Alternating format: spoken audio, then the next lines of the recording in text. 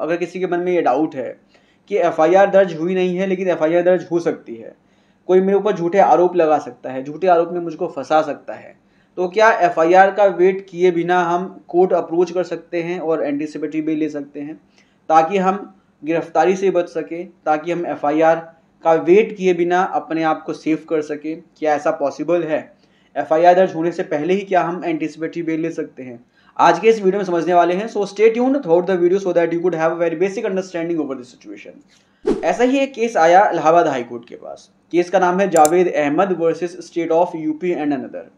इस केस में हुआ क्या, पहले समझो। इस केस में जो एप्लीकेंट है वो हाई कोर्ट के पास अप्रोच करता है और कहता है कि मैंने किसी व्यक्ति से 17,50,000 रुपये उधार लिए थे, जिसमें से मैंने 3 लाख कुछ रुपए लौटा दिए हैं, लेकिन उसके बावजूद वह व्यक्ति मुझको कह रहा है कि मुझे जल्दी से पैसे वापस करो, अदरवाइज मैं आपके ऊपर झूठे आरोप लगाकर आपको झूठे केस में फंसवा दूंगा, आपको जो है गिरफ्तार करवा दूंगा। तो इस ग्राउंड पर ही वो पहुंच गया हाई कोर्ट और उसने एंटीसिपेटरी बिल के लिए अप्लाई कर दिया। यहाँ पर हाई कोर्ट फिर डिसाइड करता है कि क्या एफआईआर दर्ज होने से पहले ही एंटीसिपेटरी बिल के लिए अप्रोच किया जा सकता है। इलाहाबाद हाई कोर्ट ने सुप्रीम कोर्ट की 3 जजमेंट्स को कोट किया। इन तीनों जजमेंट्स को समझना बहुत ज़रूरी है, जिससे आपको ये क्लियर हो जाएगा कि क्या एफआईआर दर्ज होने से पहले भी एंटीसिपेटरी बेल ले सकते हैं या नहीं। पहली जजमेंट है Gurbaksh Singh Sibbia versus state of Punjab. जो दूसरी जजमेंट है उसका नाम है Sushila Agarwal versus state of Delhi. जो तीसरी जजमेंट है उसका नाम है Adri Dharan Das versus state of West Bengal.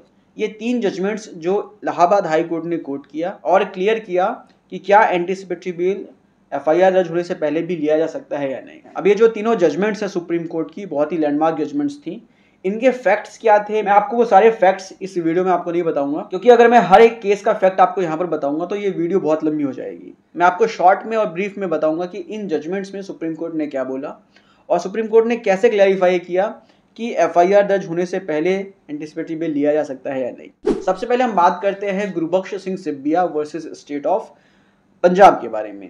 इस पर्टिकुलर केस में सुप्रीम कोर्ट ने साफ साफ क्लियर कर दिया था कि कोई भी व्यक्ति एंटीसिपेटरी बेल ले सकता है एफआईआर दर्ज होने से पहले, लेकिन उस व्यक्ति को कुछ चीज़ें कोर्ट को कन्विंस करना पड़ेगा, सेटिस्फाई करना पड़ेगा, जिसके आधार पर वो बेल लेगा।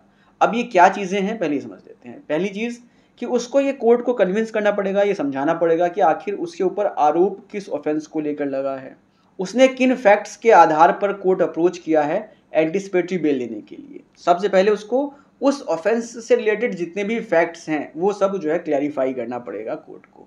और उसके बाद जो दूसरी चीज़ उसको क्लैरिफाई करनी पड़ेगी वो ये कि आखिर उन फैक्ट्स के आधार पर उसको कैसे एप्रीहेंशन है कि उसको गिरफ्तार कर लिया जाएगा। और इसके बाद जो तीसरी चीज़ उसको क्लैरिफाई करनी है वो ये कि आखिर वो किन फैक्ट्स के आधार पर अपने आप को एंटीसिपेटरी बेल ग्रांट करवाना चाहता है। ये चीज़ें कोर्ट को कन्विंस करके कोई भी व्यक्ति एफआईआर दर्ज होने से पहले ही एंटीसिपेटरी बेल ले सकता है। अब इसके बाद समझते हैं Sushila Agarwal versus state of Delhi में सुप्रीम कोर्ट ने क्या कहा था। इस केस में सुप्रीम कोर्ट ने क्लैरिफाई किया था कि कोई भी कोर्ट जिसके पास कोई व्यक्ति एंटीसिपेटरी बेल लेने जाता है, उस कोर्ट को इस चीज़ का वेट नहीं करना है कि पहले एफआईआर दर्ज होगी या जो विटनेसेस हैं उनका स्टेटमेंट रिकॉर्ड हो जाएगा, उसके बाद एंटीसिपेटरी बेल ग्रांट होगा।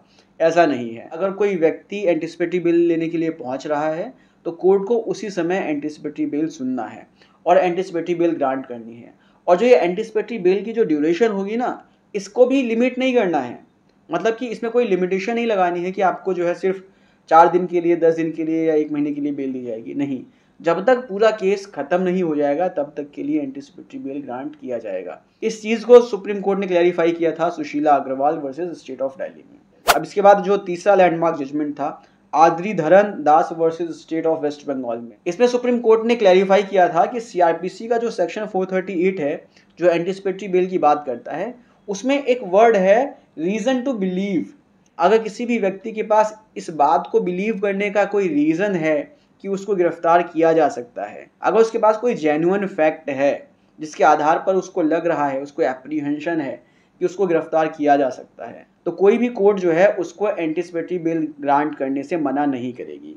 अगर वो कोर्ट को ये कन्विंस कर देता है कि उसके पास जेन्युइन फैक्ट्स हैं जिसके आधार पर उसको लग रहा है कि उसको गिरफ्तार किया जा सकता है, तो वो एफआईआर दर्ज होने से पहले ही एंटीसिपेटरी बेल ले सकता है। तो इस तरह से सुप्रीम कोर्ट ने इन सभी 3 केसेस में क्लैरिफाई किया था कि एंटीसिपेटरी बेल एफआईआर दर्ज होने से पहले भी ग्रांट की जा सकती है। इलाहाबाद हाई कोर्ट ने अपने इस केस में, जिसका नाम है Javed Ahmad versus state of UP and Anand, इस केस में इन तीनों केसेस को कोट किया और क्लैरिफाई किया कि एंटीसिपेटरी बेल लेने के लिए एफआईआर का दर्ज होना जरूरी नहीं है।